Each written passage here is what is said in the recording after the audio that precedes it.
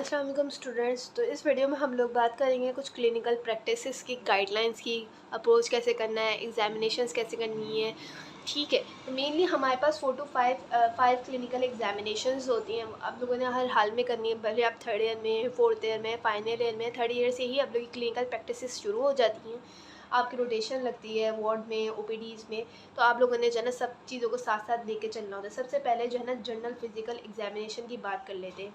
General physical examination एक ऐसी examination है जो आपको मस्ट और बहुत अच्छे तरीके से आनी चाहिए, क्योंकि अक्सर जो है ना जनरल फिजिकल एग्जामिनेशन ही पूछते होते हैं, जनरल फिजिकल एग्जामिनेशन ही करवाते होते हैं। इसकी जो सारी फाइंडिंग्स है ना वो आपको पता होनी चाहिए हर हाल में। जैसे कि नेल्स में हमारे पास कोइलोनाइकिया हो रहा है तो किस वजह से हो रहा है, क्लबिंग हो रही है तो किस वजह से हो रही है, क्लबिंग किस तरीके से चेक करते हैं, एनीमिया कहाँ कहाँ चेक करते हैं।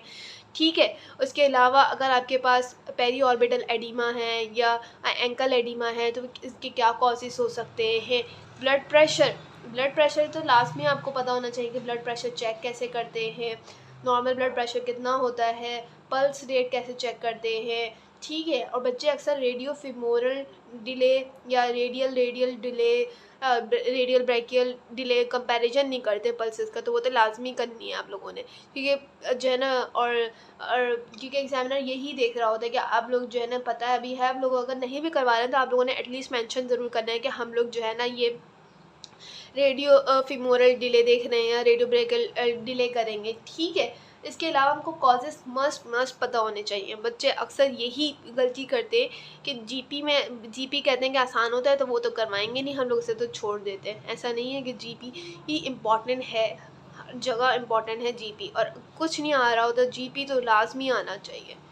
सेकेंड एग्जामिनेशन होती है हम लोग के पास रेस्पायरेटरी एग्जामिनेशन।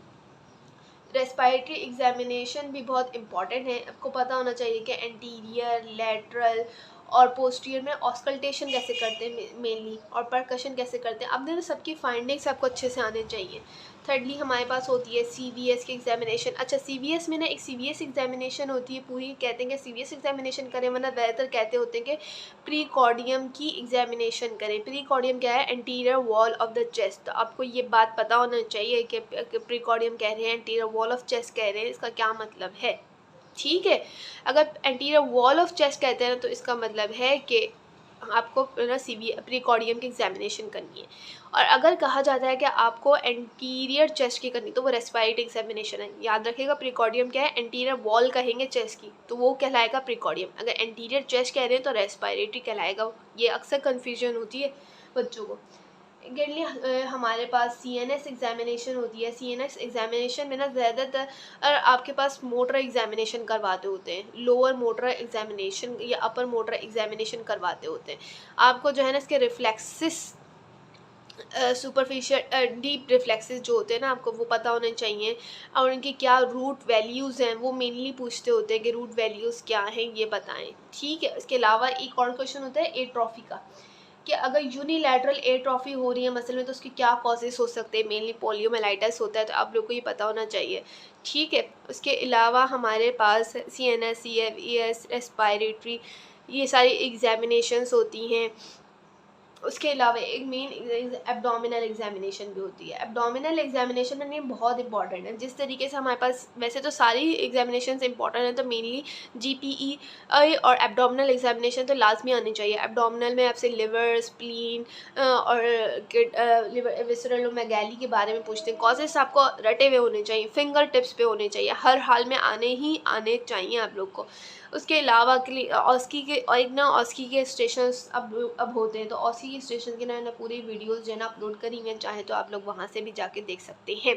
ठीक है, आपको ना अप्रोच पता होना चाहिए कि आपने पेशेंट को उसकी बीमारियों को कैसे अप्रोच करना है। फ़ीवर है तो फ़ीवर के साथ साथ क्या है, फेरेंजाइटिस है या यूटीआई की कंप्लेन कर रहा है, यूरिन ट्रैक की कंप्लेन कर रहा है, यूरिन ट्रैक सिम्टम्स हैं, तो आप लोग ना अप्रोच आपकी बहुत बेहतरीन होनी चाहिए। क्लिनिकल प्रैक्टिस में ना अक्सर यही देखते होते हैं कि बच्चा जो है ना स्टूडेंट्स जो है ना किस तरीके से जो है ना पेशेंट की बीमारी को अप्रोच कर रहे हैं।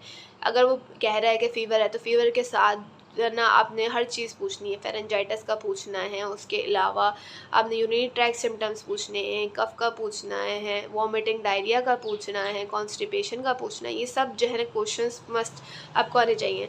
इंशाल्लाह ताला मैं ना नेक्स्ट वीडियोस में कोशिश करूँगी कि आप लोगों को ना बताऊँ कि अप्रोच टू फीवर या अप्रोच टू मल्टीपल सिम्टम्स किस तरीके से करने हैं। डेट्स